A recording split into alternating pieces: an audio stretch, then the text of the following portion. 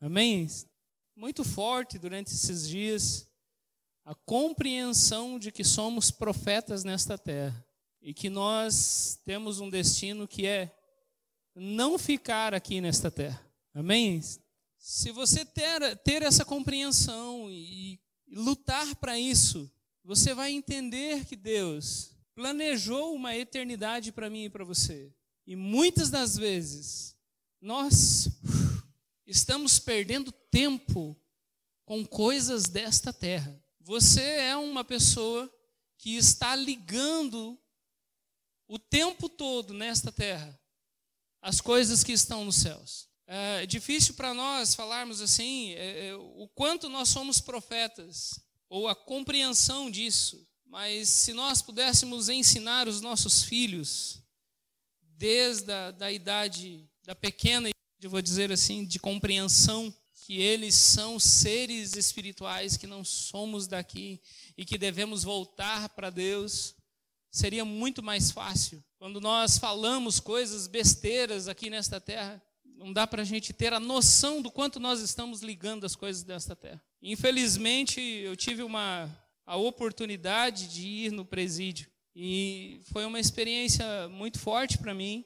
mas agora há um presídio novo, regras novas e tudo mais. Para que eu pudesse ir e chegar até a pessoa, eu precisaria colocar uma roupa branca, camiseta branca, sem estampa, uma calça branca. Antigamente poderia ser calça jeans, hoje não. Hoje tem que ser uma calça de tactel branca. E eu estava indo de chinelo, só que o chinelo tinha que ser branco. Eu olhei para mim e falei assim, ou é passagem de ano, né?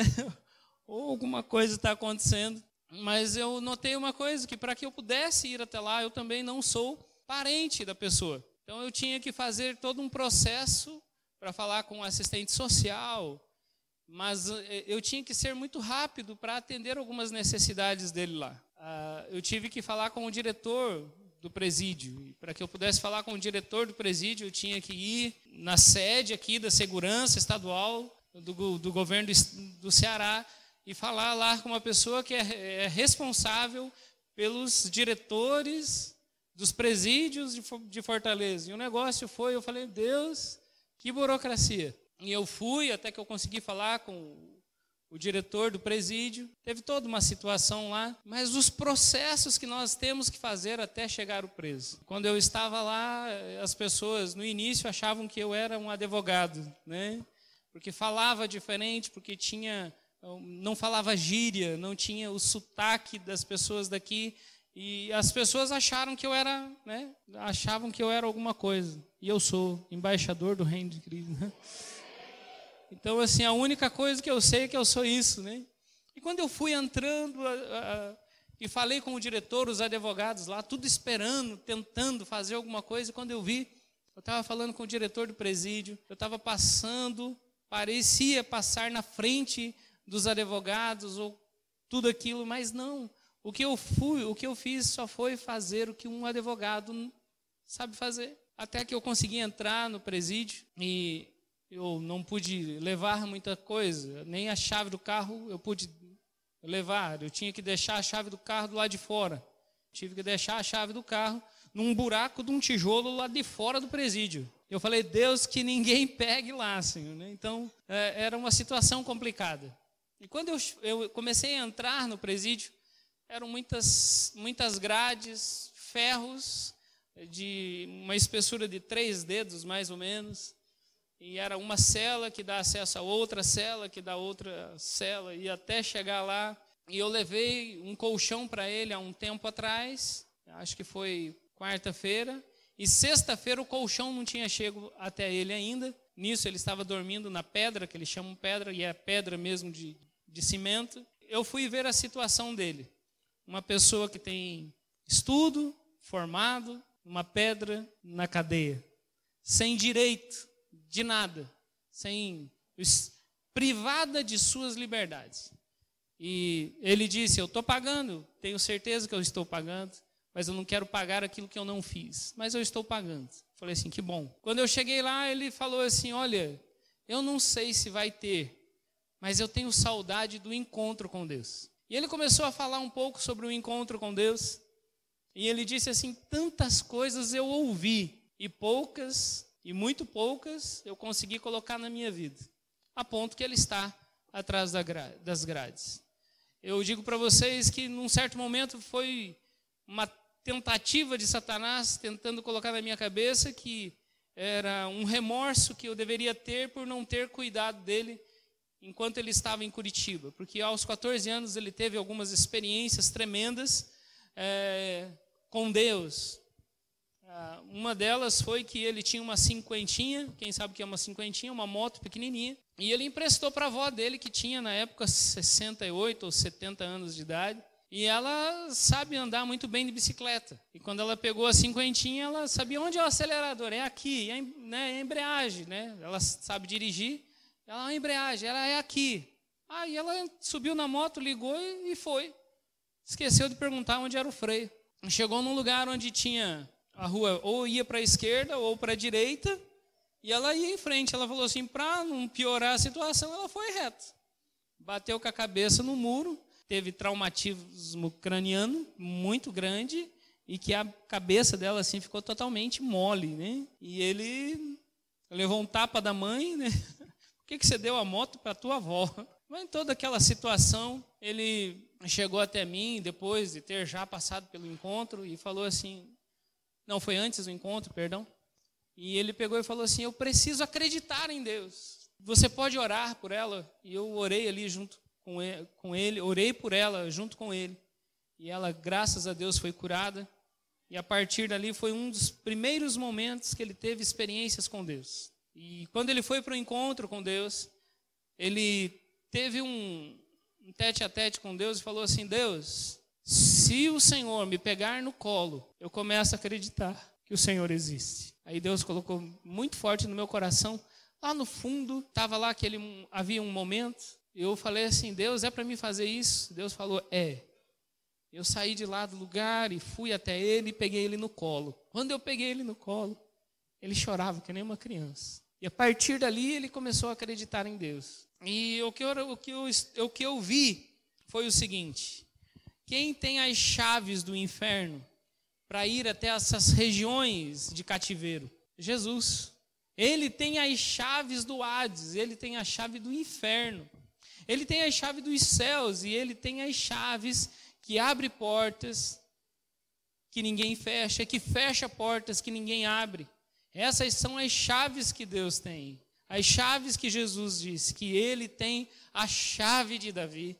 Né? Então, entender isso faz com que a gente possa, como chegar até um lugar onde você não vai estar preso.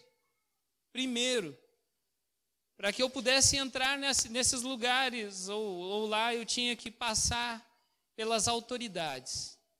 E Deus sempre mostrou para nós autoridades. Desde que eu me conheço lendo a palavra, sempre houve autoridade, autoridade, autoridade.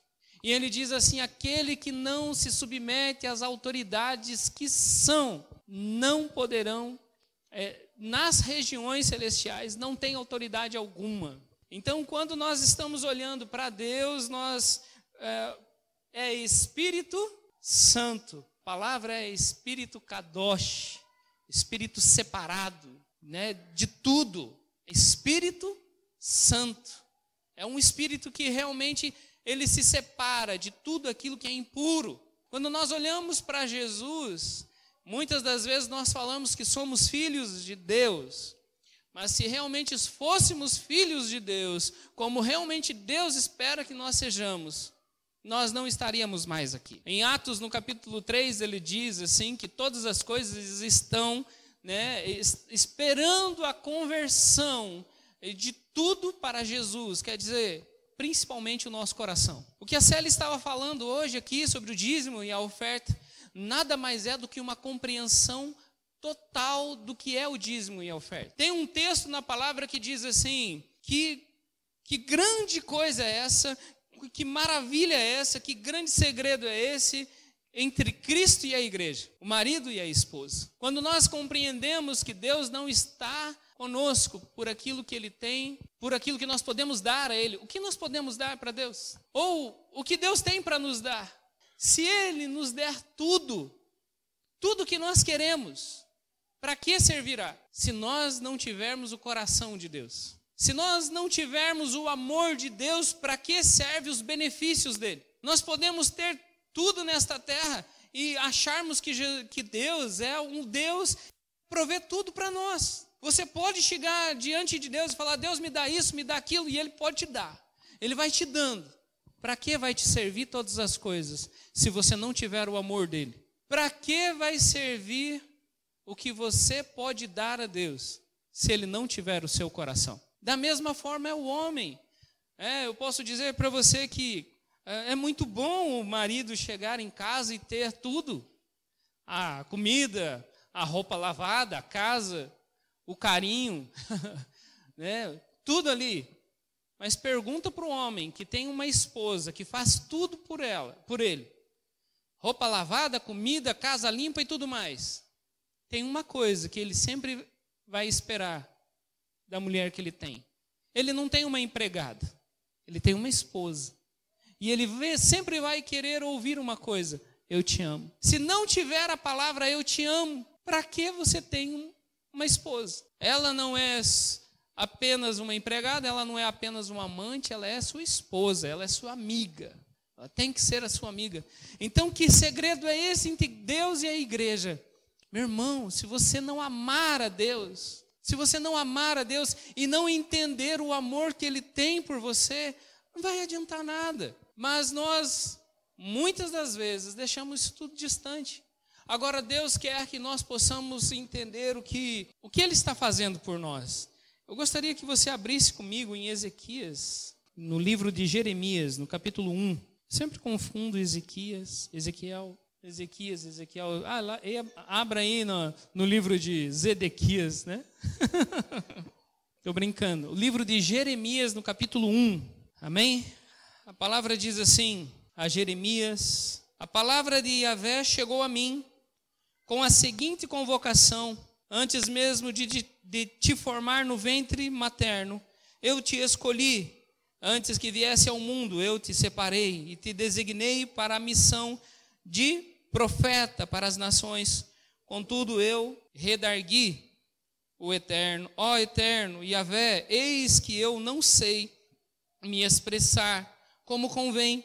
Não passo de uma criança. Entretanto, o Senhor me orientou: não alegues que és muito jovem.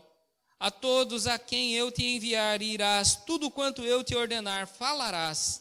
Jamais te sintas atemorizado diante deles, porque eu estou contigo a fim de proteger-te, assim diz Yahvé. Então o Senhor estendeu a mão e tocou a minha boca e declarou-me: eis que a partir de agora coloco as minhas palavras em tua boca. Amém? Então, antes mesmo que você viesse a ser quem você é, o Senhor, Ele já te designou como profeta. Entenda em nome de Jesus que você não é desta terra e que o Senhor está fazendo com que tudo que você fizer seja ligado nas regiões celestiais. Agora, entenda também, em nome de Jesus, que você pode ser um profeta bom ou um mau profeta. Você sabia que profeta pode lançar maldição? Às vezes a gente diz que não, mas um profeta, infelizmente, pode lançar maldição. Quando nós estamos diante de Deus e falamos: aqueles que não fizerem isso não serão por nós, automaticamente você está dando uma sentença. Você está dando limites, onde a maldição pode ter causa. Uma maldição, ela não tem causa. Ela não te alcança quando ela não tem causa ou um porquê. A maldição, ela vai te alcançar quando Deus disse assim, ao exemplo de tudo aquilo que nós entregarmos nas mãos do Senhor, nós temos que entregar de todo o nosso coração. Não adianta uma pessoa chegar para mim e para a Célia e falar assim: pastor, ora pelo meu relacionamento. Qual? Eu tenho que só orar para que ele se separe, para que a gente possa casar. Meu irmão, não tem jeito. Existe uma lei, existe uma regra que Deus mesmo estabeleceu. Agora,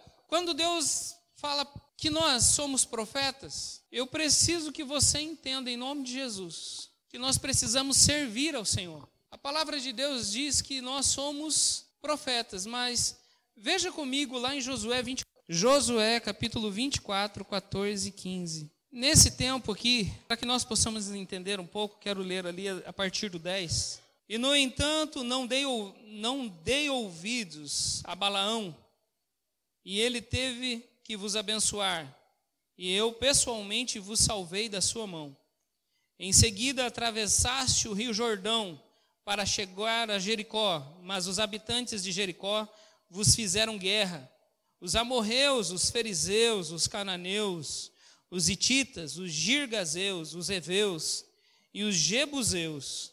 Contudo, eu os entreguei nas vossas mãos. Enviei vespas diante de vós, que apavoraram e expulsaram toda da vossa presença os 2 reis amorreus, vitória que não deves nem à tua espada, nem ao teu arco. Dei-vos uma terra que não exigiu de vós nenhum trabalho para cultivar, cidades que não edificastes, nas quais estáis hoje morando, vinhas e olivais que não plantastes, dos quais comeis com fartura. E aí no verso 14 ele diz: agora, portanto, temei ao Senhor e sirva-o com integridade e com sinceridade, e lançai fora os deuses os quais serviram os vossos antepassados do outro lado do rio e no Egito, e servi de coração a Deus. Porém, se não vos parece bem servir a Yahvé, escolhei agora a quem queres servir, e se as divindades às quais serviram os vossos antepassados, além do rio Eufrates, na terra da Mesopotâmia, ou os deuses dos amorreus em cuja terra agora habitais. Porém, eu e a minha casa serviremos ao Senhor. Na NVI diz: porém, eu e a minha família serviremos ao Senhor. Quando nós olhamos isso, nós vemos o que estava acontecendo aqui. Muitas guerras aconteceram, desde o tempo de Abraão, até que eles pudessem entrar na terra prometida. Muitas alianças eles fizeram com povos que eram para eles expulsarem, e eles não expulsaram. Em Juízes, no capítulo 3 ali, no capítulo 2, ele vai falar um pouco sobre os povos que Israel não expulsou diante deles. E Deus permitiu que esses povos ficassem no meio deles, para que eles fossem como armadilhas para aqueles que não serviam a Deus. E era dessa maneira que Deus tratou. Muitas das vezes nós deixamos esses deuses vir com o tempo. Eles vão chegando, vão entrando, vão tomando posse. Muitas das vezes nós servimos a deuses que não são deuses. E Deus mostra aqui para Josué que havia muita riqueza. Queridos, nós podemos ter muitas coisas nesta terra, mas Deus ele faz de novo aquilo que ele fez já com Moisés. Moisés um dia desceu do alto monte, passou um risco no chão e falou assim: olha, aqueles que querem servir a Deus e não a servir a esta imagem, que naquela época era uma imagem que era ali de um boi, um bezerro, em que o próprio Arão fez com as mãos deles, e o povo estava servindo um Deus feito pelas mãos humanas, por mãos humanas, e o povo estava ali e se entregaram à farra. Mas de novo, Deus passa aquele, fala para Moisés passar um risco, e disse: aqueles que não querem a servir esse Deus, passa do lado de cá. Aqueles que se mantiveram em santidade, passa para cá. Santidade estava mais ligado a uma separação. Aqueles que querem ficar separados do mundo. E ali em Josué ele fez a mesma coisa. Passado tanto tempo, Josué agora, de uma maneira simples, ele passa uma linha dizendo: aqueles, eu não sei vocês, mas eu e minha casa serviremos ao Senhor. Eu e minha casa serviremos ao Senhor. Servir a Deus está além da obediência. Porque a obediência você escolhe. E o servir ali é uma resposta para Deus. é uma resposta para Deus, é você dizer com atitudes que você realmente está com Deus. Muitas das vezes nós queremos tanto que as pessoas entendam a questão espiritual, o profético que ela é, e falamos assim: sai para fora dessa prisão, sai daí, você que está na prisão, saia para fora, aprenda a perdoar, aprenda a amar, aprenda a estar com pessoas, aprenda a conviver com pessoas, seja livre. Mas a pessoa quer ficar lá dentro da prisão, ela quer estar privada de liberdade. Eu quero dizer para você que quando você serve a Deus, o que é servir? Servir está ligado a uma palavra servo. Servo obedece. Servo aprendeu a ser escravo de... Meu irmão, você vai sair de uma prisão e vai para outra. Você vai sair da prisão onde Satanás literalmente tranca as celas e não te permite sair, para uma liberdade, mas na qual você é escravo. Deus, ele abre as celas e diz assim: hoje, você sabe que lá no presídio, eles não têm mais a liberdade para fumar maconha? Não tem. Entra, mas não tem. Eles não têm liberdade mais para tomar bebida alcoólica lá. Eles não podem. Acabou. Lá eles estão privados de ter a liberdade que eles tinham para fazer as coisas erradas aqui. Ah, é tão bom se prostituir? Lá não. Ah, é tão bom beber? Lá não. É tão bom fumar uma maconha? Lá não.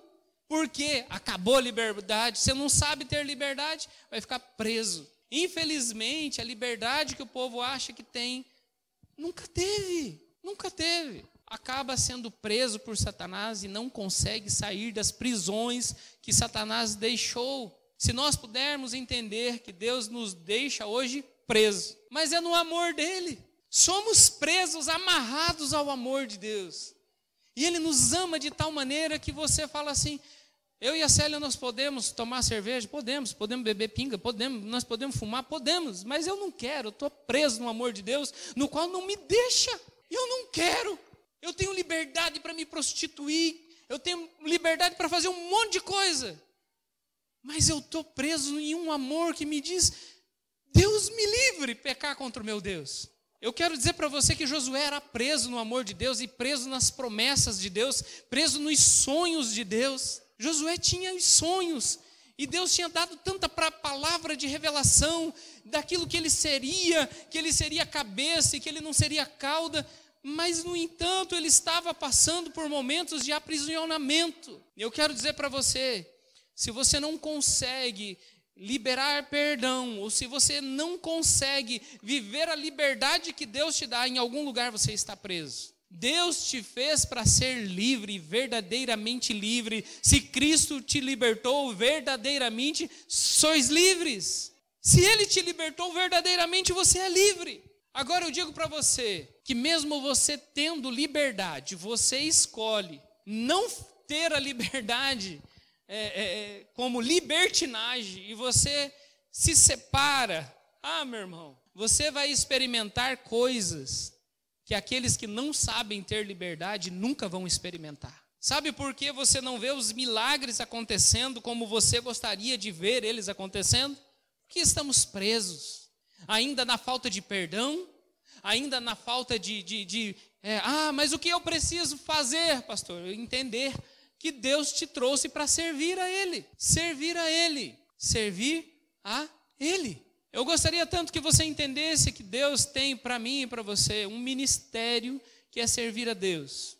Eu não sei se eu vou conseguir trazer todos esses textos para vocês. Mas Deus, um dia ele libertou o gadareno. Quem lembra do gadareno? O gadareno, ele morava onde? Na casa dele. Ele morava na casa dele, no cemitério. Convivia com os parentes, até os que já morreram. Ele vivia comendo as coisas de lá. Mateus 8:28. Mas ele estava ali, vivia ali aprisionado. Ele tinha uma casta de demônio? Não, ele tinha legiões de demônios. E quando Jesus chegou até ele, libertou o gadareno. Agora, quando tentavam segurar o gadareno, prender ele quebrava as correntes e tão endemoniado que ele estava, e aquilo dali, as pessoas tinham medo dele. Mas quando Jesus chegou até ele, as coisas mudaram. Agora, pensa num testemunho de um gadareno na igreja. Pastor, posso ir com você? Na hora, meu irmão. Imagina o testemunho de um gadareno desse.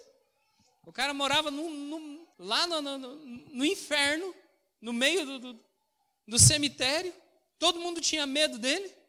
E de repente a vida dele é transformada.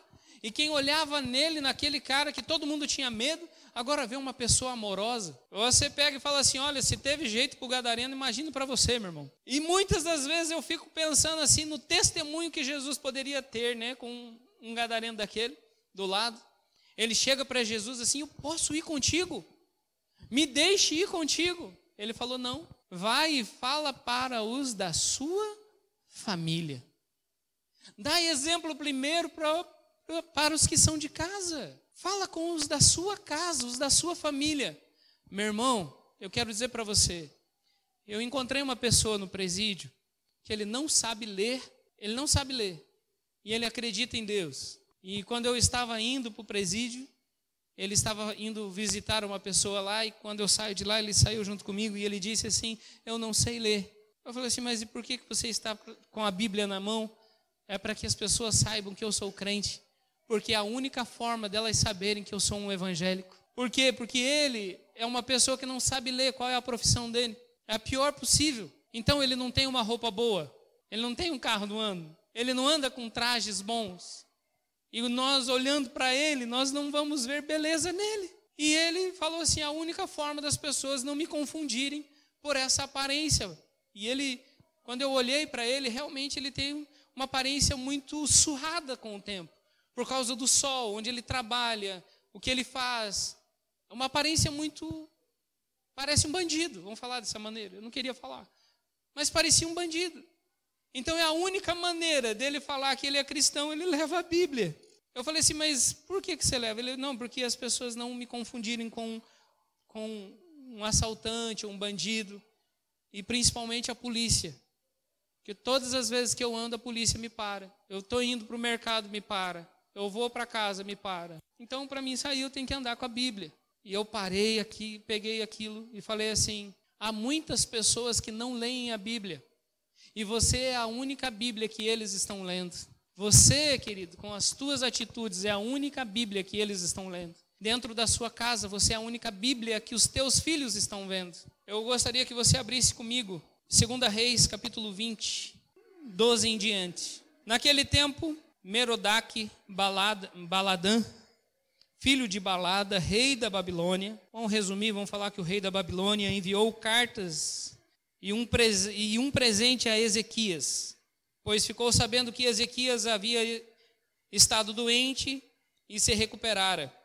Ezequias deu audiência aos mensageiros e os apresentou-lhes todo o palácio do seu tesouro, a prata e o ouro e as especiarias e os melhores óleos, seu depósito de armas e tudo quanto havia nos seus muitos armazéns. Não houve nada no seu palácio ou em todo o seu reino que Ezequias não lhes mostrasse com alegria. Então o profeta Isaías foi ter com o rei Ezequias e indagou-lhe: que desejavam aqueles homens e de onde veio tal comitiva para te visitar? Ezequias respondeu: vieram de um país longínquo, da Babilônia. E Isaías seguiu interrogando: e o que observaram em seu palácio? Ao que Ezequias esclareceu: ora, viram tudo o que há no meu palácio, nada há nos meus armazéns que eu não lhes tenha mostrado.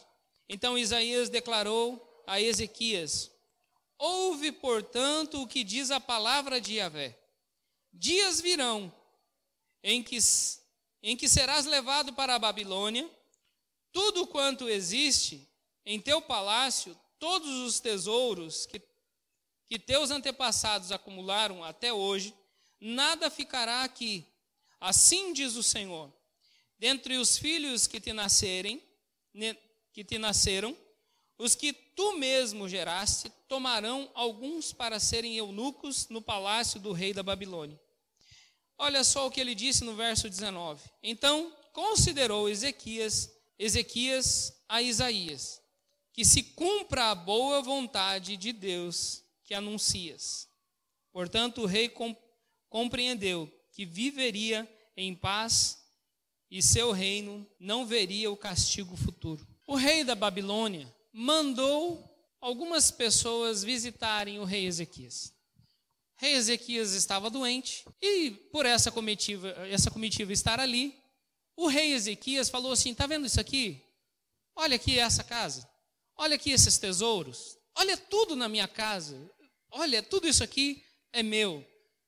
O profeta Isaías perguntou para Ezequias: o que você mostrou para eles? Mostrei tudo, não tem nada que eu não tenha mostrado para eles.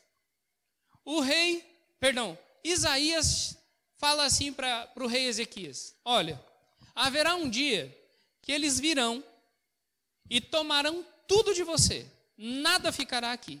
Os teus filhos não terão herança, e os filhos dos teus filhos serão tomados, e alguns serão eunucos lá. Boa é essa palavra de Deus. Você já imaginou você tendo uma palavra dessa? Os seus filhos serão tomados, sairão da tua casa, tudo que você tem será tirado, e os teus filhos, alguns deles, não se casarão, serão eunucos, não terão geração.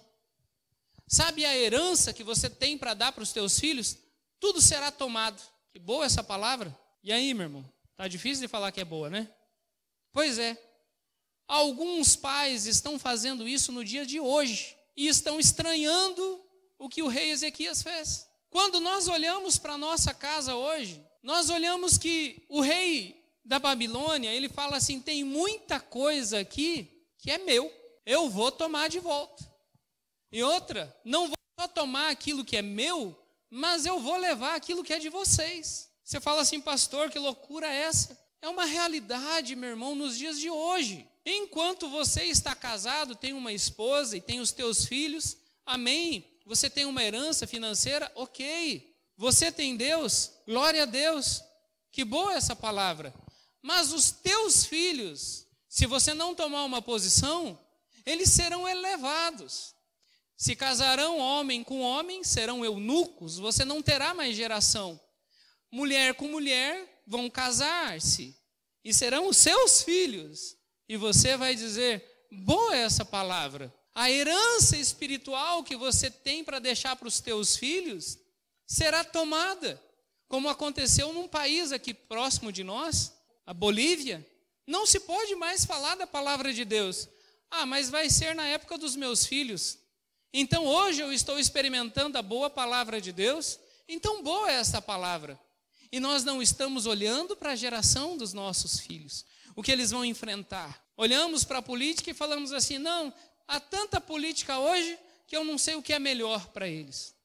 Vamos deixar rolar. Vai, meu irmão, para você ver onde você vai parar. Você vai perder a tua herança espiritual. Sabia que o meu pai não veio no culto hoje pela manhã? O meu pai não veio hoje no culto pela manhã. Eu não compartilhei com ele a palavra hoje com ele. Eu estava em casa e não tinha compartilhado a palavra com ele. E a palavra dele para mim foi: que a misericórdia do Senhor me alcance. E a outra coisa que eu ouvi muito bem ele falando era sobre geração. E eu quero dizer para você que o meu avô foi ancião na casa do Senhor. E hoje eu sou pastor. Os meus primos não são, os meus tios não são. Mas o meu tio já está voltando para Deus. A minha tia é cristã. Os meus parentes estão vendo um testemunho. E quando acontece alguma coisa, querido, o primeiro a procurarem sou eu. Jonas, ora por mim. Mas na hora da festa, na hora das baladas, ninguém quer saber. Ora por mim, Jonas, que eu estou indo para a balada. Ora por mim, que eu estou indo para a festinha. Mas quando o carro bate, quando alguém é preso, quando alguém está nos vícios, aí ora por mim para tirar eles de lá. Aí eu digo para eles: eu não sou Deus. Eu só estou vestido de branco. Deus espera de mim e de você. Há políticos aí? Sim. Mas você escolhe o final dos teus filhos. Nós amamos essas pessoas. Amamos elas. Mas algumas pessoas falam assim: pastor, não fala sobre isso. Vão achar que você é homofóbico. Não sou homofóbico. Eu só não gosto do pecado. Eu não gosto do pecado que alguém tem quando vai tomar a sua cachaça e é encontrada no lixo. O pós, a cachaça é o problema. O pós, as drogas, é o problema. O pós, quando uma pessoa mata, rouba, é o problema.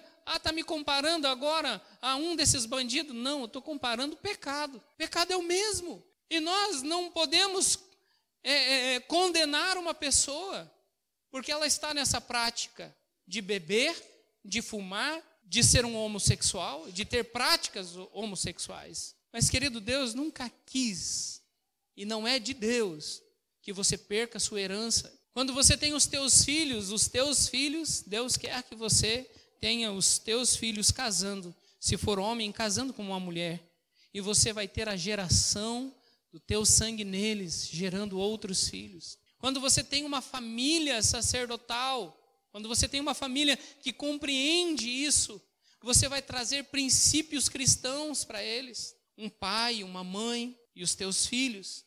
Agora, a igreja, ela está errando em muita coisa. A igreja deixou de adotar. A igreja deixou de ter os filhos que não são deles. Não, agora eu não quero ter mais os filhos. Meu irmão, adote uma criança. Adote uma criança. Ame uma criança. Coloque ela dentro da sua casa e faça dela sua filha, seu filho. Ame.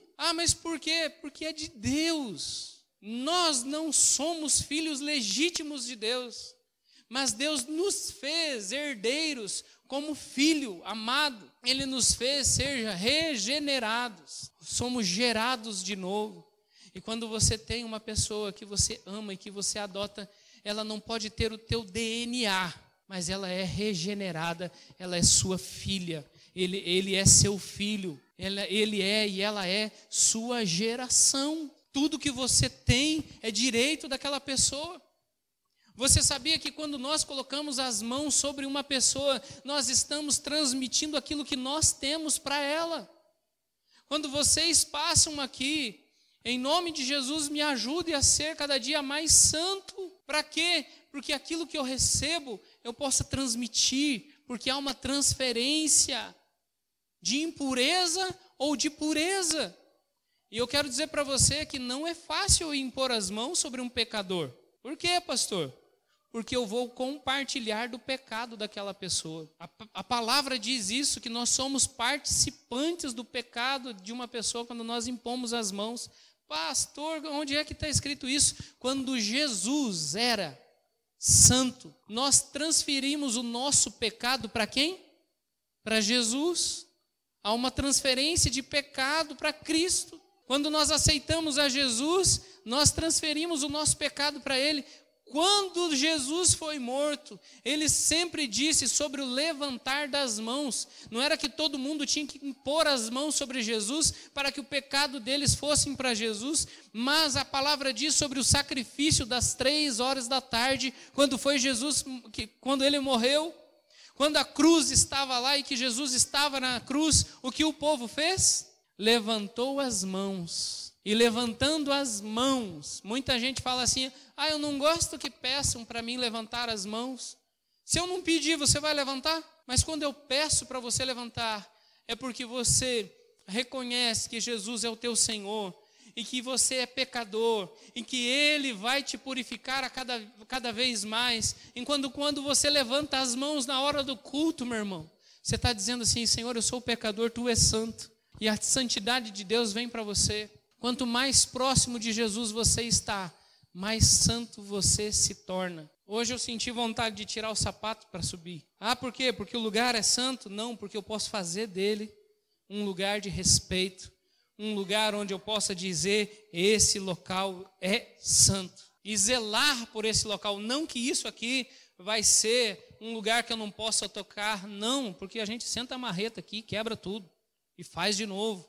Mas eu tenho que ter zelo por aquilo que é de Deus. Nós olhamos para esta igreja e graças a Deus tem pessoas que limpam, mas o zelo pela casa do Senhor nos consome. Não é pegar o copo e jogar, que nem dizem, rebolar por aí, né? Joga ele por aí. Não, meu irmão. Seja mordomo da tua casa. Aí você pega o teu copinho e joga no lixo. Quando você vê alguma coisa lá fora, você tem amor, zelo pela palavra de Deus. Agora, Deus, Ele deixou um ministério para mim e para você. Há tanto tempo atrás que nós fomos em setembro para Curitiba. A profeta Janete, ela deu um cajado, que às vezes eu deixo ele aqui só para me lembrar dele. Mas a profeta Janete, ela disse uma coisa: escreve o nome dos teus filhos no cajado. Um ato profético. Ah, pastor, é uma vara. Para você é. Para mim é um ato profético. Porque não depende daquilo que eu faço como ato profético, mas aquilo que eu tenho como compreensão do que é ser profeta. Você, como profeta de Deus, Deus já colocou na sua vida, dentro do teu coração, que Deus existe. E por que você tem que vir aqui à frente dizer que Deus é o teu Senhor?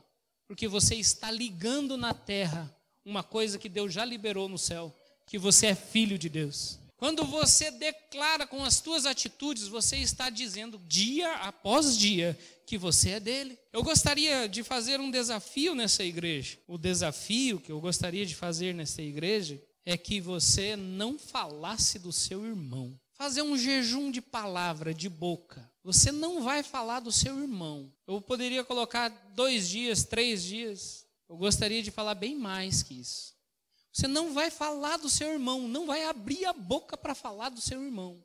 Guarde para si as suas opiniões. Você não vai falar nada dele. E quando você for falar, você vai pensar num presente muito bom para dar para ele. Meu irmão não vai ter tanto presente quanto você nunca viu aqui. Vai o pessoal vir bonito para a igreja, vai vir com Bíblia nova, com perfume novo.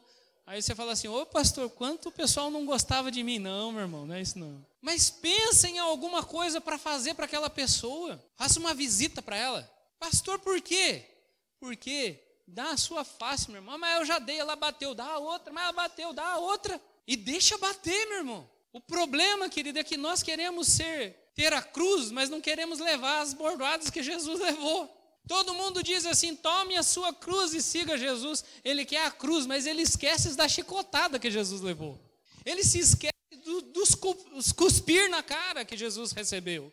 Das palavras que Jesus teve: me dá uma água, ia lá e recebia o quê? Vinagre. Jesus nunca pediu água, deram vinagre para ele. Mas existe um servir na casa de Deus. A palavra de Deus, Deus diz assim: aquele que quer ser pastor, o ministro, que seja o quê? Íntegro em tudo que faz. Eu posso falar o que está escrito, né, sobre ter uma só mulher, não ser dado ao vinho e tantas outras coisas ali, mas eu quero que você entenda: ou você serve a Deus, ou você serve a si mesmo. Eu poderia dizer assim que Deus está chamando a nós para servir, trabalhar na casa dele. Deus quer que você trabalhe para ele. E o que você tem feito para Deus?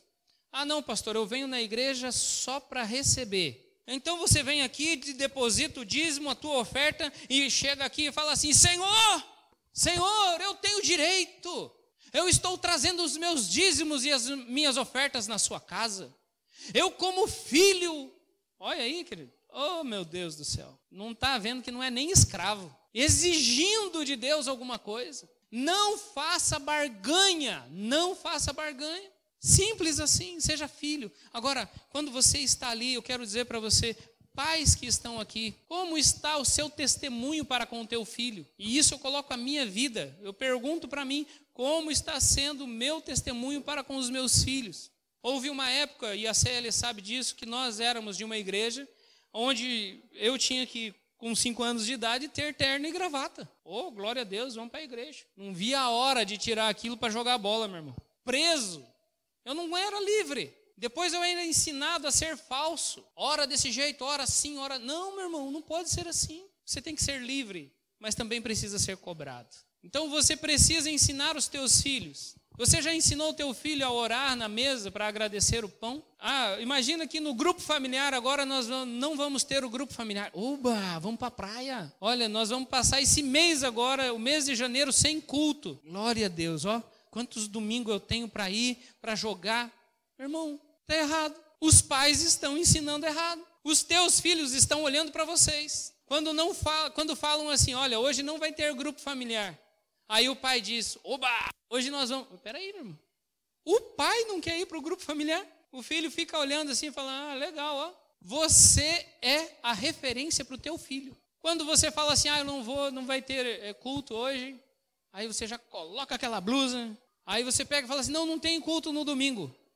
Aí o pai fala assim: ah, não tem culto no domingo, não se anima, não. nós vamos, antes de sair ou fazer qualquer coisa, nós vamos ter o nosso tempo com Deus. Primeiro Deus.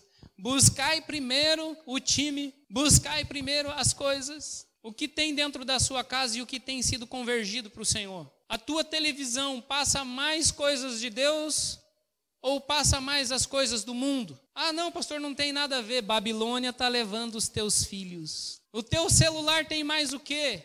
Tem mais jogos, tem mais vídeos do quê? O que passa no teu WhatsApp? Faça uma lista, meu irmão.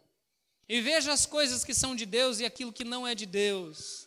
Comece a ver o que a Babilônia está colocando e ela vai pedir para você. Os teus filhos serão tomados e não deixe isso ser tomado mais em nome de Jesus. Então você precisa voltar à essência da adoração. Você ensinou os teus filhos na hora do almoço e na hora da janta e na hora do lanche? Ou Deus está distante? O quanto você tem demonstrado que você tem Deus para os teus filhos? Onde estão os teus filhos hoje? Será que se você morrer, eles vão ficar na casa de Deus? Ou será que você morrer, eles não vão ficar na casa do Senhor? Hoje eu tenho um neto, ó. Qual é o nome dele? Eu e minha casa serviremos ao Senhor. Meu irmão, eu quero dizer para você, sirva a Deus de todo o teu coração.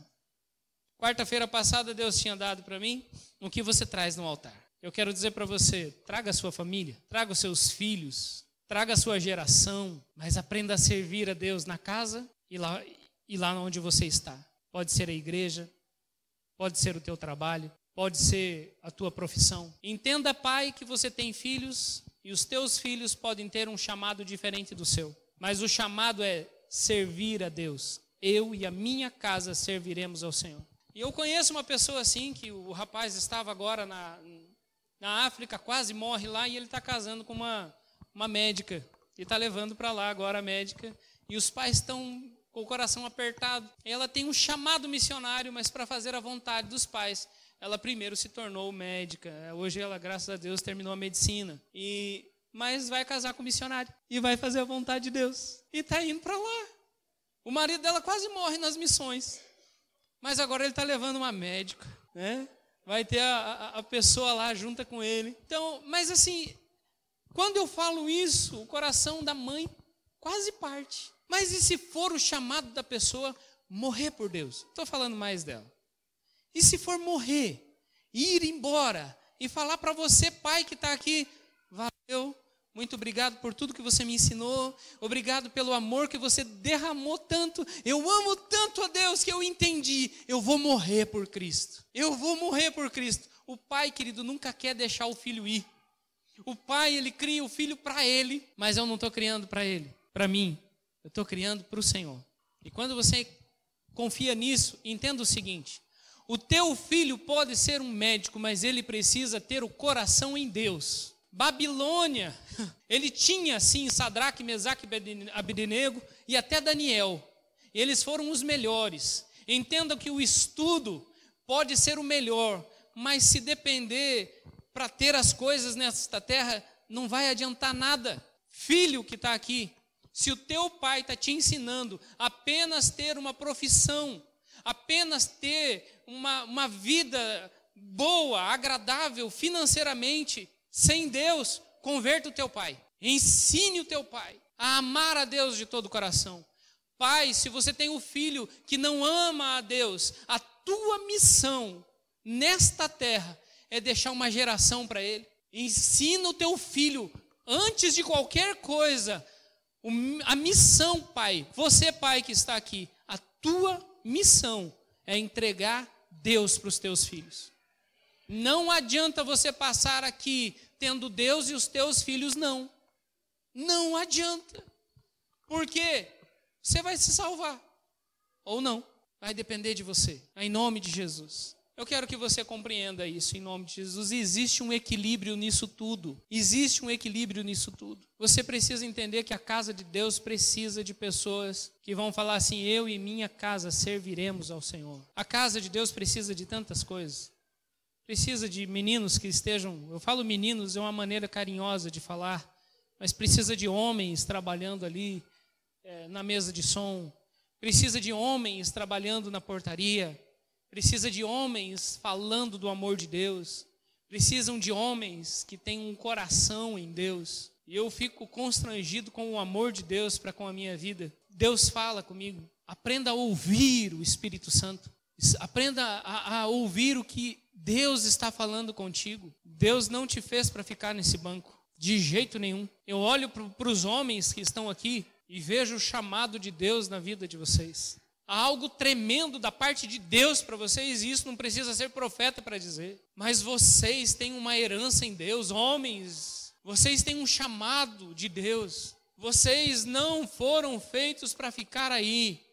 E aquele que se envergonha do Senhor, Deus se envergonhará nas regiões celestiais.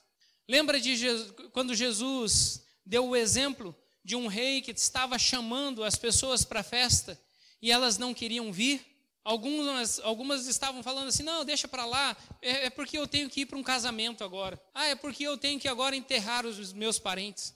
Porque eu isso, por aquilo, eu tenho que me despedir dos meus pais. Meu irmão, para com isso. Deus quer um equilíbrio na sua vida. Eu quero que você entenda o seguinte: você é a Bíblia que muitos dos teus parentes estão vendo. Tem uma festa hoje, aniversário. Mas é o meu parente, eu não posso deixar de ir. Quem disse que não pode deixar de ir? Deus está esperando que você tome uma atitude dizendo que Deus é mais importante do que tudo que eles estão fazendo. Mas eles estão na festa fazendo o quê? Fazendo o quê? Bebendo, se divertindo, tocando música que não é para Deus, e estão distante de Deus, estão se perdendo, mas eu tenho que ficar com eles do que ficar com Deus. Melhor era estar na casa do Senhor do que num lugar que as pessoas são zumbis. E eu quero dizer para você, você pode levar vida para eles. Quando você chega lá, eles vão te oferecer bebida, e você vai falar assim, querido, parei de beber. Hoje, Deus entrou na minha vida e as coisas mudaram. Talvez você só rejeite a bebida, mas nunca falou do amor de Deus, e eu estou te dando uma oportunidade para falar de Deus. Chega lá e traz luz, traz vida para eles, e mostra para eles que você pode ser muito mais feliz sem bebida, sem música, sem essas besteiras que o mundo pode trazer, dizendo que o povo de Deus é um povo festivo e é o povo mais alegre na face da terra. Para de dizer, agora eu tenho que ir para a casa de Deus, não posso isso, não posso aquilo e não posso nada.